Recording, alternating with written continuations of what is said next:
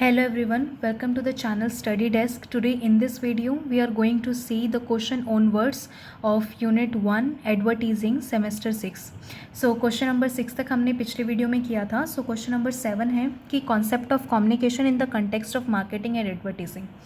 देखिए marketing and एडवर्टीज़िंग अगर आप देखें तो वो एक तरीके से कम्युनिकेशन प्रोसेस को इंक्लूड करता है, क्योंकि हमारा मेन काम तो यही होता है कि अपने प्रोडक्ट और अपनी सर्विसेज की इंफॉर्मेशन को पास आउट करना टू द कंज्यूमर, राइट.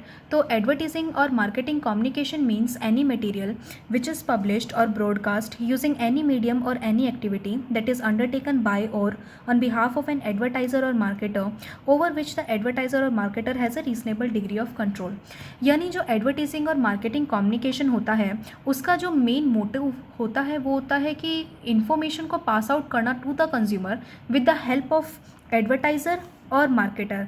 और जो एडवर्टाइज़र और मार्केटर होता है उसका एडवर्टाइजिंग का जितना प्रोसेस होता है उन सब पे उनका रीजनेबल डिग्री ऑफ कंट्रोल होता है कि कौन सा मैसेज किस टाइम जो है कंज्यूमर तक कैसी इन्फॉर्मेशन पहुंचानी है इनकोड या डिकोड करके, right. It aims at drawing the attention of the public in a manner calculated to promote or oppose directly or indirectly a product, service, person, organization or a line of product. देखिए जो हमारा advertisement होता है उसमें दो चीज़ें होती हैं. एक तो आपको अपने प्रोडक्ट की बेस्ट क्वालिटी को प्रेजेंट करना होता है, और दूसरा आपको इनडायरेक्टली जो है दूसरे प्रोडक्ट की कुछ ड्रॉबैक्स जो है दिखाने होते हैं. लेकिन आप ऐसा नहीं कर सकते कि आपने किसी ब्रांडेड प्रोडक्ट को उठा लिया और एडवर्टीज़मेंट में ले जाकर और बोल दिया कि ये अच्छा नहीं है, तो फिर वो लो के खिलाफ होगा, राइट. आपको लेकिन इनडायरेक्ट तरीके से अपने प्रोडक्ट को बेहतर ज़रूर दिखाना है. Okay. Marketing communication uses different channels and tools in combination. देखिए डिफरेंट चैनल्स यूज़ किए जाते हैं, जैसे टेलीविज़न हो गया, रेडियो हो गया, न्यूज़पेपर हो गया, आपके जो सोशल मीडिया ऐप्स हैं उनके ज़रिए जो है आप लोग अपना एडवर्टीज़मेंट जो है कंज्यूमर के सामने प्रेजेंट करते हैं. Advertising is an important tool क्योंकि ये बहुत पावरफुल है. Marketing communication and advertising deliver coordinated message about goods and service through many channels like television, radio, media and experimental activity. तो ये लोग जो है अपने मैसेजेस को ऐसा नहीं है कि अगर टेलीविज़न पे दिखा रहे हैं तो टेलीविज़न पे ही दिखाएंगे.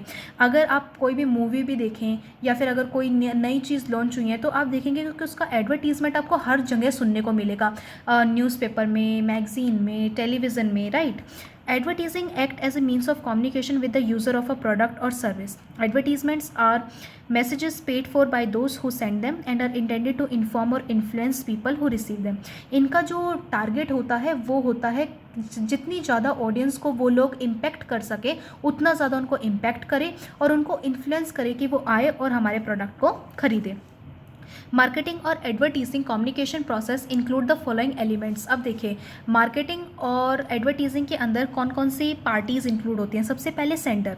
देखिए सेंडर जो होते हैं वो बेसिकली वो लोग होते हैं जिनका प्रोडक्ट और सर्विस होता है. जैसे सेंडर के अंदर क्लोथिंग मैन्युफैक्चरर आते हैं, राइट. क्लोथिंग मैन्युफैक्चर हो गया, कार मैन्युफैक्चर हो गया, वो भी लोग जिनका खुद का प्रोडक्ट है. इनकोडिंग का मतलब ये होता है कि जब एडवर्टाइज़र या फिर जो हमारा मैसेजर है वो उस एडवर्टीज़मेंट को एक अंडरस्टैंडेबल टर्म में इनकोड कर दे, यानी उसको इतनी सरल भाषा से प्रेजेंट करे कि कंज्यूमर को वो समझ आए. इनकोडिंग के अंदर हमारे एडवर्टाइज़र और मार्केटिंग मैनेजर जो हैं वो इस तरीके से मैसेज को या इस तरीके से एडवर्टीज़मेंट को इस इंफॉर्मेशन में बांधते हैं जिससे कंज्यूमर को ईजिली अंडरस्टूड हो जाए. उसके बाद है ट्रांसफ़र मैकेनिज़्म. ट्रांसफ़र मैकेनिज़्म तो मीडियम ही होता है, चैनल जैसे आपके television, radio, newspaper, magazine, pamphlets, right. Decoding का मतलब होता है कि कंज्यूमर आपके मैसेज को किस हिसाब से लेता है. देखिए कई बार ऐसा होता है कि हम ना चीज़ों को एक हिसाब से बोलते हैं लेकिन वो सामने वाला इंसान उस चीज़ को किसी दूसरे तरीके से समझता है. तो इसलिए डिकोडिंग में आपको ये देखना होता है कि जो मैसेज हमने एडवर्टीज़मेंट में कंज्यूमर तक पहुंचाने की कोशिश की है क्या वही मैसेज कंज्यूमर ने समझा है. तो डिकोडिंग में customer see the television and advertisement and keep it in mind. मतलब वो भी अपने दिमाग में कुछ रिकॉल करता है कस्टमर कि हाँ ये एडवर्टीज़मेंट ये चीज़ दिखाना चाहता है. उसके बाद है response. It is concern with how the customer react to the message, यानी उसको एडवर्टीज़मेंट कितना इम्पैक्टफुल लगा, यानी उसने प्रोडक्ट खरीदा या नहीं. रिस्पॉन्स मतलब customer goes to the store and purchase the new product and item of clothing, कि वो खरीदारी की उसने एडवर्टीज़मेंट को देख के या नहीं की. देखिए एक चीज़ मैं आपको बता दूं कि एडवर्टीज़मेंट ना क्विक इम्पैक्ट नहीं करता, उसमें थोड़ा टाइम लगता है हर चीज़ में। सबसे पहले वो डिज़ायर होती है, फिर इंटरेस्ट बढ़ता है और उसके बाद वो कुछ एक्शन लेता है, राइट। उसके बाद है feedback. It measures how successfully the advertising campaign has been. मतलब फीडबैक का मतलब कि कस्टमर फिर एट द एंड ये देखता है कि जो एडवर्टीजमेंट में दिखाया गया था क्या प्रोडक्ट उस हिसाब से वैसा ही है, वही क्वालिटी उसके अंदर है या नहीं। Information that customer are responding positively to the message, कि जो भी एडवर्टीजमेंट में दिखाया गया है वैसा ही जो है आपका प्रोडक्ट है और जो मैसेज दिया है वो करेक्ट है। उसके बाद आता है define marketing communication. Discuss a basic model of marketing communication. Basic model तो हम वैसे भी ऑलरेडी समझ चुके हैं कि एक सेंडर होता है, एक इनकोडिंग फिर प्रोसेस होता है, फिर एक ट्रांसफर मैकेनिज्म चाहिए होता है, डिकोडिंग, रिस्पॉन्स और फीडबैक। बट सिंपली हम जो है यहाँ पे 3-4 मॉडल देखेंगे। सबसे पहले कम्युनिकेशन का मतलब क्या होता है। देखिए, कम्युनिकेशन का मतलब होता है कि जब भी आप कोई भी इंफॉर्मेशन को पास आउट करते हैं, अपने आइडियाज़ को पास आउट करते हैं, और एक बात और, जब भी आप कोई भी आइडिया या कोई भी इंफॉर्मेशन, चाहे वो प्रोडक्ट से रिलेटेड हो, आपकी सर्विसेज से रिलेटेड हो, तो आपको वो उन शब्दों में लेकर आनी है जो कस्टमर को समझ आए। क्योंकि कंज्यूमर जो है बहुत टाइप के होते हैं। कुछ कंज्यूमर ऐसे होते हैं जो ईजिली अंडरस्टैंडेबल होते हैं, जो समझ लेते हैं चीज़ों को, और कुछ ऐसे होते हैं जिनको टाइम लगता है चीज़ों को समझने का। तो आपको इतनी सरल भाषा में एक कॉमननेस क्रिएट करनी है कि जो प्रोड्यूसर है वो उस टाइप की इंफॉर्मेशन जब कंज्यूमर तक भेजे तो कंज्यूमर उस चीज़ को एकदम से उसको समझ आ जाए, राइट। तो इसलिए कम्युनिकेशन की बहुत ज़्यादा इंपॉर्टेंस है एडवर्टीजिंग में, और अच्छी कम्युनिकेशन होनी चाहिए। सो मार्केटिंग कम्युनिकेशन जो कॉटलर ने डिफाइन की है उसका मतलब है the means by which the firm attempt to inform मतलब बताना, परसुएड मतलब होता है इम्पैक्ट क्रिएट करना, लोगों को इन्फ्लुएंस करना, and remind customer directly or indirectly about the product और ब्रांड दैट दे सेल। उनका मेन मकसद ये होता है कि एक बार प्रोडक्ट बता दे कस्टमर को कि हमारा प्रोडक्ट एग्जिस्ट करता है, और उनको इन्फ्लुएंस करे कि वो एट द एंड आपके प्रोडक्ट को खरीद ले। अब बेसिक मॉडल के अंदर क्या क्या चीज़ें आती हैं। सबसे पहले 2 एलिमेंट आते हैं, एक होता है सेंडर, एक रिसीवर। सेंडर मैंने आपको बताया जिसका प्रोडक्ट है, और रिसीवर यानी हम जैसे जो कस्टमर होते हैं। मेजर कम्युनिकेशन टूल में एक मैसेज होता है और एक चैनल। मैसेज मतलब वो इंफॉर्मेशन जो हमारा सेंडर रिसीवर को भेजना चाहता है, और चैनल का मतलब होता है आपका television, radio, newspaper and etcetera.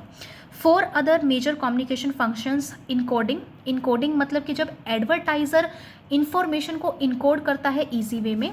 Decoding यानी जब कस्टमर जो है अपने हिसाब से उस चीज़ को समझने की कोशिश करता है। रिस्पॉन्स मतलब जब कस्टमर उस प्रोडक्ट को खरीदता है या नहीं खरीद रहा। फीडबैक कि वो ये बताता है कि हाँ, जो एडवर्टीजमेंट में बताया गया था वो सारी क्वालिटीज़ जो है इस प्रोडक्ट के अंदर प्रेजेंट है। उसके बाद है जो लास्ट एलिमेंट वो होता है नॉइज़ बेसिकली कुछ प्रॉब्लम्स होती हैं, मतलब प्रोड्यूसर नहीं बता पाता एडवर्टीज़मेंट एजेंसी को कि उसको किस हिसाब का एडवर्टीज़मेंट चाहिए, या बहुत सारी दिक्कतें आ जाती हैं कई बार एडवर्टीज़मेंट में कि जो एडवर्टीज़मेंट में इंफॉर्मेशन पास आउट करना चाहते थे वो नहीं हुई, या कस्टमर उस चीज़ को किस हिसाब से ले गया। तो नॉइस बेसिकली होती है डिस्टोर्शंस, बहुत सारी दिक्कतें जो आती हैं। तो सबसे पहले है सोर्स इनकोडिंग। सोर्स इनकोडिंग के अंदर सबसे पहले आपको एक स्पोक पर्सन या फिर एक सेलिब्रिटी चाहिए होता है जो आपका ऐड करेगा। उसके बाद आपको इन्फॉर्मेशन में कुछ बहुत अच्छे वर्ड्स, सिंबल्स या पिक्चर्स यूज़ करनी पड़ेगी जो कस्टमर को अच्छी लगे। एंड थर्ड, उस इन्फॉर्मेशन को आपको एक सिम्बॉलिक फॉर्म में, एक एक्ट में, एक प्रेजेंटेशन में कस्टमर के सामने प्रेजेंट करना पड़ेगा। उसके बाद आता है मैसेज का मतलब वही इन्फॉर्मेशन जो आप ट्रांसमिटेबल फॉर्म में, क्योंकि अब डिफरेंट कल्चर हैं, डिफरेंट जो है लैंग्वेजेस हैं, तो वो लैंग्वेज जो समझ आ जाए हर एक स्टेट में हर एक लोगों को, तो उस इन्फॉर्मेशन को उसमें डिकोड या इनकोड करके आपको उनको देना पड़ेगा, इनकोड करके। चैनल हमारा देखो 2 हिसाब के चैनल होते हैं, एक होता है पर्सनल चैनल, एक होता है non personal channel. Personal channel के अंदर आपका direct interpersonal face to face contact होता है, यानी आप जो है फेस टू फेस बता सकते हैं अबाउट योर प्रोडक्ट और इन्फॉर्मेशन। और आपका जो नॉन पर्सनल होता है वो आपका जैसे थ्रू चैनल्स के जरिए, टेलीविज़न, न्यूज़पेपर के जरिए होता है, जिसमें सेंडर और रिसीवर के बीच में ना एक चैनल आ जाता है, एक मीडिया आ जाती है, तो उसी को ही आप मीडिया या मास कम्युनिकेशन बोलते हैं। और ये जो मीडिया और मास कम्युनिकेशन है ये सिर्फ एक इंडिविजुअल के लिए नहीं बल्कि मैनी इंडिविजुअल्स को एक टाइम पर मैसेज देती है, राइट। उसके बाद आता है रिसीवर और डिकोडिंग। रिसीवर और डिकोडिंग का मतलब होता है कि जब जो सेंडर है उसने जो इन्फॉर्मेशन पास आउट की है उसका मार्केटर क्या मैसेज देता है, यानी मार्केटर को ये देखना होता है कि जो हमारा कस्टमर है वो उस इन्फॉर्मेशन को किस तरीके से ले रहा है। अगर मैंने कोई एडवर्टीज़मेंट प्रेजेंट किया और मैंने उसको एक वे में प्रेजेंट किया और मैं चाहती हूँ कि कस्टमर इसकी ये क्वालिटी पकड़े या ये समझे उस एडवर्टीज़मेंट से, लेकिन जब मैंने अपने मार्केट रीडर से देखने को बोला कि कस्टमर किस हिसाब से समझ रहे हैं और देखा कि कस्टमर तो उस क्वालिटी को दूसरे हिसाब से ले रहे हैं, राइट। तो ऐसा नहीं होना चाहिए। तो डिकोडिंग में ये होता है कि कस्टमर उस मैसेज को अपने किस हिसाब से ले रहा है, राइट। नॉइज़ का मतलब होता है इंटरफेरेंट डिस्टॉर्शंस, यानी कि इम्प्रॉपर इनकोडिंग की वजह से, यानी आपने एडवर्टीजमेंट ढंग से नहीं किया या फिर उसमें एक अच्छी इन्फॉर्मेशन को जो है अच्छे वर्ड्स यूज़ नहीं किए और कंज्यूमर को समझ नहीं आया, तो इस हिसाब से बहुत सारी जो दिक्कतें होती हैं उनको हम बोलते हैं नॉइज़। रिस्पॉन्स एंड फीडबैक कि फाइनली एडवर्टीजमेंट को देखकर आपका जो प्रोडक्ट है वो ले रहा है या कंज्यूमर या नहीं। जैसे उसने एडवर्टीजमेंट देखा और इमीडिएटली जो है टोल फ्री नंबर पे प्रोडक्ट को देखकर उसने वो प्रोडक्ट खरीद लिया। उसके बाद है एनालाइज द रिसीवर। फिर रिसीवर को देखते रहना भी बहुत ज़रूरी है कि आपकी जो यूथ है वो जो आपका प्रोडक्ट खरीद रहे हैं वो यूथ खरीद रही है या फिर वो बार बार आ रहे हैं। आपके जो कंपनी है उसके अगर डिफरेंट लाइन ऑफ प्रोडक्ट है तो कौन सा ऐसा प्रोडक्ट है जो ज़्यादा बार वो खरीद रहे हैं, राइट। और उसके बाद उनका मेन काम होता है कि किसी हिसाब से ऑडियंस से कम्युनिकेट करके और उनको इन्फ्लुएंस किया जाए कि वो ज़्यादा से ज़्यादा इस प्रोडक्ट को खरीदे। उसके बाद है आइडेंटिफाई द टारगेट ऑडियंस। उसके बाद मेन काम ये होता है उनका कि देखना कि इंडिविजुअल, ग्रुप, नीश मार्केट खोजना, मार्केट सेगमेंट्स, जनरल पब्लिक या mass audience. In the simple word, firm advertising के ज़रिए अपना मार्केट ढूंढती है कि हम कहाँ सेटल है, मतलब हमारा जो प्रोडक्ट है वो किस मार्केट में जा सकता है, राइट। उसके बाद आता है द रिस्पॉन्स प्रोसेस।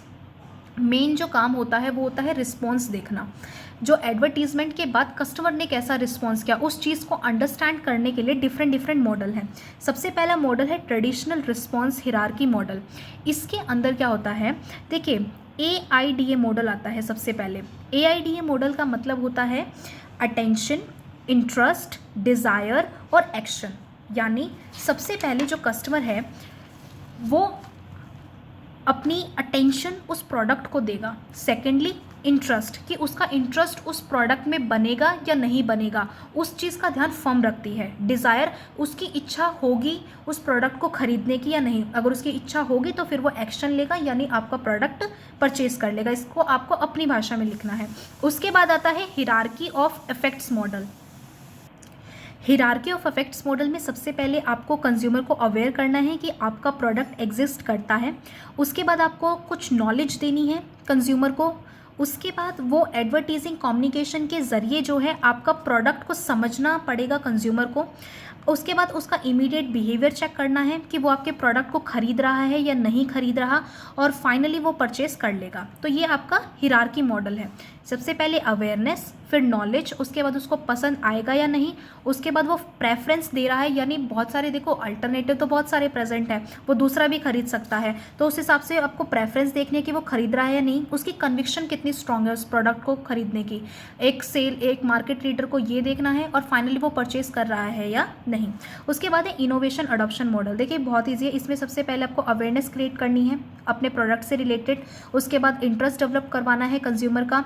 फिर वो इवैल्यूएशन मतलब होता है मूल्यांकन करके, मतलब कंज्यूमर अपने हिसाब से देखेगा कि उसको प्रोडक्ट भा रहा है, उसको यूज़ करना आ रहा है या नहीं। फिर एक बार ट्रायल करके देखेगा। ये बेसिकली इलेक्ट्रिसिटी प्रोडक्ट टेक्नोलॉजी जो नई नई होती हैं, और ट्रायल करने के बाद वो उस प्रोडक्ट को अडॉप्ट कर लेगा। अडॉप्ट मतलब खरीद लेगा। उसके बाद है इंफॉर्मेशन प्रोसेसिंग मॉडल। ये देखिए जो इंफॉर्मेशन प्रोसेसिंग मॉडल है उसको आप यहाँ से लिखिए। यहाँ पे आपके चारों मॉडल ईजिली एक्सप्लेन कर रखे हैं। सबसे पहले इंफॉर्मेशन प्रोसेसिंग मॉडल में प्रेजेंटेशन होती है। जैसे अगर आपने कोई न्यू मॉडल की कार खरीदी तो सबसे पहले आप प्रेजेंट तो करोगे, आप ये तो दिखाओगे कि हाँ उस कार में ऐसा क्या खास है या उस कार को कितने लोग यूज़ कर सकते हैं। सेकंड, आप कंज्यूमर की अटेंशन को ग्रैब करने की कोशिश करोगे उसके नए नए फीचर बता के। कॉम्प्रीहेंशन, फिर वो देखेगा अपने हिसाब से समझेगा चीज़ों को कि उसको समझ आ रही है या नहीं। फिर यील्डिंग एंड रिटेंशन, यानी वो ओनरशिप अपने नाम करने की सोचेगा, यानी अब उसको पसंद आ गई है, फाइनली उसने खरीदने का सोचा है। और उसके बाद है बिहेवियर। देखो ये बिहेवियर बेसिकली कंज्यूमर का अपना पर्सनल होता है कि अब वो अपने एक्सपीरियंस से देखेगा उसकी एटीट्यूड, वैल्यूज़ या जो भी उसके पास्ट लर्निंग्स रहे हैं कि हाँ उसको ये कार खरीदनी चाहिए या नहीं खरीदनी चाहिए। तो आप ये जो इन्फॉर्मेशन प्रोसेसिंग मॉडल है इसको अपनी लैंग्वेज में लिख सकते हैं, राइट। Okay, thank you.